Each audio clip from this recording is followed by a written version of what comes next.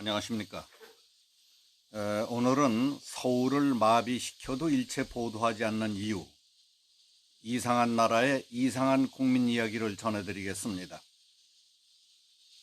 친구들이 만난 자리에서 지난 15일 서울 도심에서 있었던 대규모 집회 얘기가 나왔습니다. 3명은 현장에 갔었고 2명은 현장에 못 갔던 친구들이었습니다. 현장에 갔던 친구들은 비가 오는데도 전국 곳곳에서 수십만 인파가 몰려들어서 발길을 옮길 수도 없었다는 얘기가 주류를 이루었습니다. 나는 광장을 빈틈없이 꽉 메운 군중들의 호응과 박수, 환호성 소리가 너무 크기 때문에 현장에서 유튜브 방송을 하려던 계획을 포기할 수밖에 없었다는 얘기를 했습니다. 그리고 연사의 선창에 따라 아무개를 타도하자, 아무개를 끌어내려라 하면서 목청껏 소리를 지르며 거칠 것 없이 외치는 모습을 보며 약간의 불안감과 공포감이 들더라는 분위기도 전했습니다. 현장에 가지 못했던 친구들은 그렇게 많은 사람들이 모였었다는 것을 전혀 몰랐다고 했습니다. KBS, MBC, SBS와 TV조선, 동아채널, 종편방송에서는 반일 감정을 선동하는 뉴스와 기획물들만 내보내더라고 했습니다. 오죽했으면 KBS 공영노조가 성명을 다 냈겠습니까? KBS 공영노조 성명에 따르면 15일 저녁 지상파 방송들은 광화문 시청 앞 등 서울 도심에서 있었던 국민궐기대회를 보도하지 않았다. MBC와 SBS 등 지상파는 저녁 8시 메인 뉴스에서 단 한 줄도 보도하지 않았다. 그러나 반일운동을 촉구하는 집회는 중계자까지 동원해서 대대적으로 보도했다. KBS의 9시 뉴스는 광화문에서 있었던 반일운동 집회는 중계차를 동원해 길게 보도한 뒤에 그 뉴스 끝에 현 정부에 반대하는 시민 3천여 명이 광화문에서 집회를 열면서 촛불 시민들과 대치하기도 했다고 덧붙였다. 수십만 명의 인파를 3,000명이라고 보도한 것이다. 신문도 마찬가지였다. 이른바 보수 성향의 매체들도 광화문 집회를 소홀하게 다뤘다.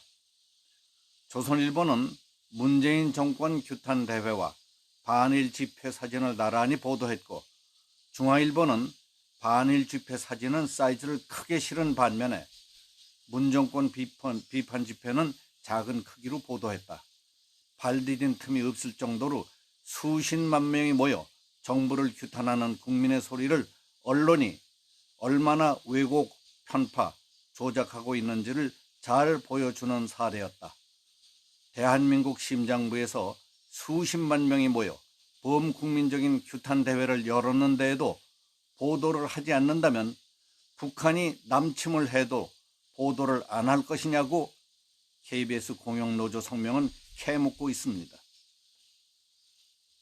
죄 없는 박근혜 대통령을 탄핵으로 끌어내릴 때 허위, 조작, 날조로 국민을 선동했던 이 나라의 방송신문들, 그들은 어디선가 지침이 떨어지면 없던 일도 만들어서 뒤집어 씌우고 세상이 다 아는 일도 눈 하나 깜짝하지 않고 없던 일로 덮어버리고 마는 꼭두각시가 돼버린 지 이미 오래됐습니다. 그처럼 막대먹은 언론, 아니 끽소리 없이 기막히게 말 잘 듣는 언론이 세계 10위권의 우리 대한민국을 스스로 미쳐서 국가 자살의 길로 뛰어들고 있는 부끄러운 대한민국으로 만든 1등 하수인 역할을 하고 있는 겁니다. 언론의 사명, 언론의 중요한 기능은 사실을 사실대로 밝혀 알려주고 올바른 방향, 올바른 길을 깨우쳐 주는 겁니다. 권력을 감시하고 사회를 정화시키며 그날그날을 일기처럼 기록함으로써 역사 발전의 교과서가 되어야 합니다. 언론에 종사하는 사람은 평범한 생활인과는 다른 점이 있어야 한다고 봅니다. 사리 판단력, 정의감, 용기, 진취성, 신념, 철학, 국가관 같은 것을 갖춰야 합니다. 평범한 직장인으로 출발했더라도 제대로 된 언론사라면 근무하는 과정에서 언론인으로서의 소양을 갖추게 돼 있습니다. 그러나 언론기관이 포각한 집단의 하수인이 되어버린다면 언론은 그들의 탐욕스러운 독점력과 집권 야욕의 도구로 악용됩니다. 공산 독재, 전체주의의 언론은 그들을 위한 선동 선전 도구이며 혁명 수단에 불과합니다. 같은 칼이라도 의사가 쓰면 사람을 살리는 의료기구가 되지만 강도가 들면 사람을 찔러 죽이는 흉기가 되는 것과 똑같습니다. 오늘날 없어서는 안 될 방송, 신문도 어느 누가 쥐고 흔드는가에 따라서 국가를 망국의 길로 이끌고 가는 선동, 선전 도구가 되기도 하고 국가 발전과 국민을 향상시키는 문명의 이기가 되기도 합니다. 그런 뜻에서 지금 우리 국가 사회가 안고 있는 문제의 대부분은 칼이 문제가 아니라 칼을 든 자들이 문제입니다.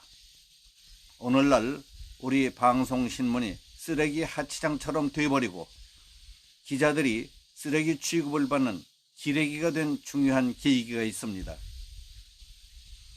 김대중, 김정일의 남북정상회담 직후인 2000년 8월 5일부터 12일까지 우리나라 언론사 사장단이 북한을 방문했을 때였습니다.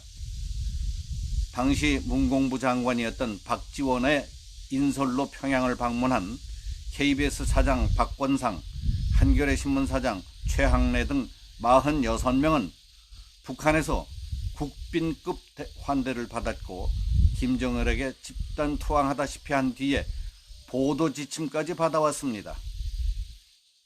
남북 언론 합의문이라는 이름의 문서는 적화 통일은 내가 마음먹기에 달렸다는 김정일의 뜻을 되새긴 것이었습니다. 그 내용은 반북, 반통일, 반화합, 반민족 등 4가지는 일체 다루지 않겠다는 사반 불보도 지침입니다. 반북이란 김씨 왕조에 대한 비판은 보도하지 않겠다는 것입니다. 반통일은 연방제 반대 등 통일에 반대하는 보도는 않겠다는 겁니다. 반화합은 대북 포주기라든가 대북 지원에 반대하는 보도는 않겠다. 반민족은 우리 민족끼리 미군 철수 주장 등을 비판하거나 반대하는 보도는 않겠다는 것으로 되어 있습니다. 사반불보도 지침에 따라서 6.25가 북한의 남침이라는 소리도 못하고 방송사의 6.25 특집 프로그램도 자취를 감추게 되었습니다.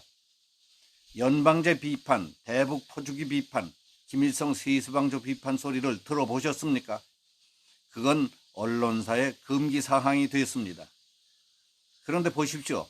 문재인 정부는 김정은 떠받들죠. 연방제 하려고 서둘죠.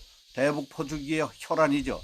미군 철수시킨 뒤에 우리 민족끼리 평화 경제에 총력을 기울이고 통일 한국을 만들겠다고 하지 않습니까? 북한에 대해 그토록 충직한 문재인 정권을 타도하자는 것이 8월 15일에 있었던 수십만 명의 대규모 집회였는데 그걸 어떻게 보도하겠습니까? 수십만 명이 서울 도심을 꽉 메우고 국민들의 성난 목소리가 하늘을 뒤덮었어도 박지원을 따라 북한에 가서 말 못할 약점을 잡히고 코가 꿰인 언론들은 하라는 것 외에는 찍소리도 할 수 없는 신세가 되어버린 지 오래됐습니다. 그리하여 오늘날의 한국 이상한 집권 세력은 올바른 소리, 비판의 소리, 듣기 싫은 소리는 안 보고 안 들으려 하고 전하지도 못하게 합니다. 순진하고 천진난만한 국민들에게는 정부에 대한 비판, 잘못한다는 소리는 듣고 싶어도 못 듣게 하고 보고 싶어도 못 보게 만들었습니다. 그리고 많은 국민들은 거기에 길들여져 가고 있습니다. 오늘의 대한민국은 이상한 집권 세력 농간에 이상한 나라가 되어가고 이상한 국민으로 변해가고 있는 것입니다. 오늘 여기서 마치겠습니다. 감사합니다.